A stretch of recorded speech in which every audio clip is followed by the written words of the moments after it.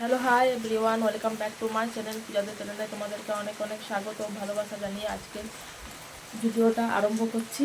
তো এখন বাজছে তোমার ওই 7:30টার মতন, 7:15 বাজছে। আর আজ হচ্ছে তোমার বুধবার। আর বাইরে হচ্ছে প্রচণ্ড পরিমাণে বৃষ্টি। আজও বৃষ্টি গতকাল পর্যন্ত হওয়ার কথা ছিল। আজ আজকেও হচ্ছে বুধবার। মনে হয় এটা ফ্রি দিচ্ছে, এটা মনে হচ্ছে এক্সট্রা ফ্রি দিচ্ছে, জানি না।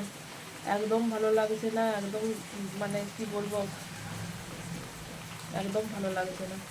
কোনো কিচ্ছু শুকনো হয়নি, সব ভিজা। মেলারও জায়গা নেই, কোথায় মেলবো জানি না। মেয়ের এখনও এক গাদা পড়ে আছে, সেখানে হলেও ঠিক ছিল যে সেখানে মেয়ের চিন্তা নেই, এক গাদা আছে। কিন্তু এখানে তো আমি অত আনি না, মানে অত তো এখানে আনা নেই। আর বাইরে তুমি বৃষ্টিটা হচ্ছে দেখো,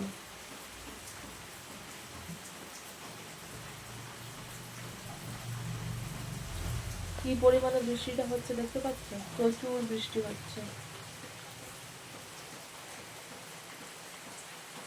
যবে থেকে এসেছি তার পরের দিন মেয়েকে নিয়ে পার্কে গেছিলাম, ব্যাস হয়ে গেছে। তারপর থেকে ঘর থেকে বেরোতে পারিনি। কালকে বৃষ্টিটা থেমেছে বলে একটু বান্ধবীদের বাড়ি গেছিলাম, ব্যাস তারপরে ঘরবন্দি হয়ে আছি। মেয়েকে নিয়ে যেহেতু পার্কে যাবো, মেয়েটাও একটু হবে। সেখানে তো দেখো এখান সেখান ঘুরে বলে, মানে ঘরে বসে থাকার মেয়েও নয়, আর এখানে সম্পূর্ণ ঘরে। ওরও ভালো লাগছে না, এমনকি আমারও ভালো লাগছে না।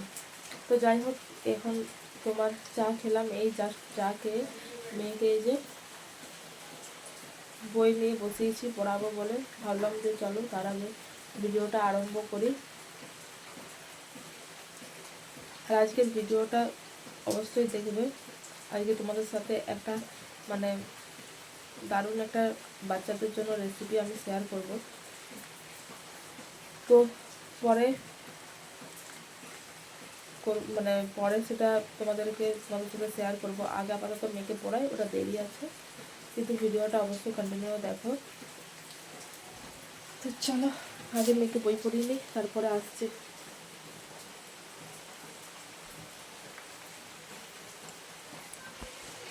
হ্যালো হাই এভরিওয়ান, এখন বাজছে তোমার ওই 9:30টার মতন। মেয়েকে খাওয়ালাম মুড়ি, ওকে আজ মুড়িই খাওয়াইছি, আর আমি নিজেও খেলাম মুড়ি। তো এখন মেয়ের জন্য যে ভাতের সাথে যে ডালটা করব, যেটা তোমাদের সাথে বলছিলাম যে একটা হাই প্রোটিন ডালের রেসিপি, তো সেটাই তোমাদের সাথে শেয়ার করব। তো চলো দেখতে থাকো ভিডিওটা। তো এই ডালটা বানানোর জন্য অবশ্যই লাগবে মুসুরির ডাল। তো তোমরা যে যার পছন্দ, মানে যার বাচ্চাকে যেমন ডাল খাওয়া সেই ডালটা নিয়ে নেবে। কেউ কেউ মুগ ডালটা ফেভার করে, কেউ কেউ মুসুর ডাল ফেভার করে, কেউ কেউ অরহর ডাল ফেভার করে। তো যে যার পছন্দ ডাল নিয়ে নেবে। আমি মুসুরির ডালই নিচ্ছি, যেহেতু ভাত দিয়ে খাওয়াবো, ওই জন্য মুসুরির ডালটাই নিয়েছি। তো এখানে সামান্য পরিমাণ আমার মেয়ে মানে খাবারের পরিমাণ অনুযায়ী আমি এখানে নিয়েছি মুসুরির ডাল। আর নিয়েছি এখানে আছে সোয়াবিন এখানে আছে তোমার 4টার মতন সোয়াবিন। আমি হাফ হাফ করে কেটে নিয়েছি, তো দেখো এখানে হাফ হাফ অর্ধেক করে কাটা আছে, যাতে ভালো করে সেদ্ধ হয়ে যায়। এখানে অর্ধেকটার মতন গাজর আছে, সেগুলোকেও আমি অর্ধেকের অর্ধেক করে এরকমভাবে কেটে নিয়েছি। আর এখানে আছে 2 কুটুরো আলু, একটু বড় করে রেখেছি যেহেতু প্রেসারে সেদ্ধ হবে। আর যেটা নিয়েছি সেটা হলো তোমার এখানে নিয়েছি ভুট্টা কিন্তু খুবই একটা উপকারী খাবার ভুট্টা। তো ভুট্টার দানা নিয়েছি, আর এখানে নিয়েছি খুব অল্প, বাড়িতে নেই আর কি, যেগুলো ছিল সেগুলোকে বেছেছি। এই যে বরবটির তোমার দানাগুলো, আর কটা থাকলে ভালো হতো, আর নেই, কি করা যাবে, বাইরে সেরকম বৃষ্টি পড়ছে। আর নিয়েছি এখানে গ্যান্দল পাতা কিন্তু আমাদের শরীরের পক্ষে খুবই ভালো। তোমাদের সামনে আরও যদি কোনো সবজি থাকে, কুমড়ো টুমড়ো তোমরা অ্যাড করতে পারো, কোনো অসুবিধা নেই।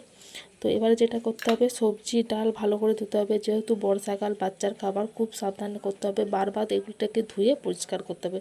তো এগুলো আমার ডালটা ধোয়া আছে, ডালটা আমি খুব ভালো করে 2-3 বার জল পাল্টে আমি ধুয়ে নিয়েছি, কিন্তু এই সবজি ভেজিটেবলসগুলো ধোয়া নেই, এগুলো আমাকে ধুতে হবে ভালো করে, তারপর আমি আসছি। তো দেখো সমস্ত কিছু দিয়ে আর পরিমাণ মতন জল দিয়ে এবার আমি এটা গ্যাসে তোমার চাপিয়ে দেব। 7 থেকে 8টা সিটি দেব ভালোভাবে সেদ্ধ হওয়ার জন্য। যেহেতু গাজর আর এই ভুট্টার দানাগুলো একটু শক্ত, এগুলো টাইম লাগে সেদ্ধ হতে, ওই জন্য 7টা কি 8টা, খুব জোর 9টাও আমি সিটি দিতে পারি। তো এটা আমি চাপিয়ে দিই।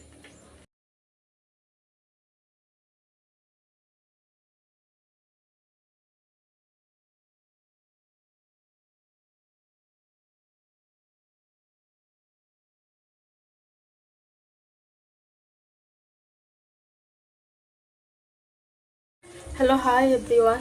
তো ডালটা আমি তো প্রেসারে 10টা সিটি দিয়েছি, 10টা মাঝখানে 7টা সিটি দিয়েছিলাম, দিয়ে খুলে দেখলাম যে ডালটা এখনও সেদ্ধ হয়নি, মানে ডাল সেদ্ধ হয়ে গেছে, গাজর আর ভুট্টার যে বীজগুলো দিয়েছিলাম তো সেগুলো সেদ্ধ হয়নি। দিয়ে ফের আবার বসিয়ে আবার তোমার 3টার মতন সিটি মারলাম, তবে যে এখন খুলে দেখলাম যে তোমার ডালটা আর সব কিছু বেশ ভালোভাবে সিদ্ধ হয়েছে।